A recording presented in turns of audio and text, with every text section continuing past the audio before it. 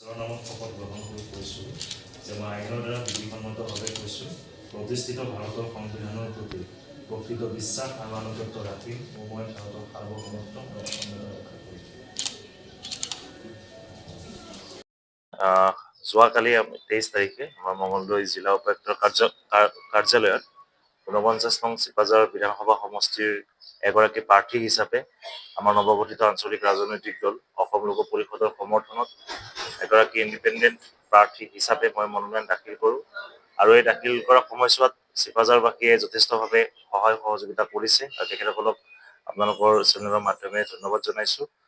আৰু আজিও ইতিমধ্যে আমি জিলা উপায়ুক্ত মহোদয়ৰ কাৰ্যালয়ৰ পৰা আহিছোঁ বিভিন্ন ধৰণৰ স্ক্ৰুটিনি পৰ্যায়ত তেওঁলোকৰ লগত আলোচনা বিলোচনাত ভাগ লৈ আৰু 26 তাৰিখে অহা 26-5 তাৰিখে আমি খাটাং প্ৰাৰ্থী ৰিজাল্টখন পাম আৰু তাৰ পিছৰ পৰাই নিৰ্বাচনী বিধি অনুযায়ী আমি প্ৰচাৰৰ কামত আমি অংশগ্ৰহণ কৰিম।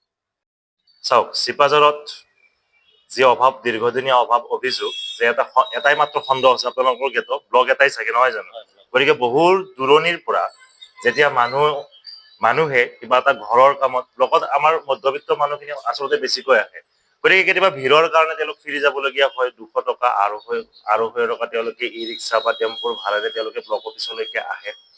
গতিকে সেইখিনি সময়ত যদি তেওঁলোকৰ কাম নহয় তেওঁলোক ফিৰি যাবলগীয়া হয়, আকৌ এদিন তেওঁলোকে পইচা খৰচ কৰি আহিব লাগে। গতিকে সমস্যাটো হ'ল যে আমাক ইয়াত আৰু এটা ব্লকৰ কাৰণে প্ৰয়োজন। ইতিমধ্যে আমাক পশ্চিম দৰংবাসীয়ে জনাইছিলে যে চৰকাৰী ভূমি অকণমান আবণ্টন কৰি থোৱা আছে সেই ব্লকটোৰ নামত।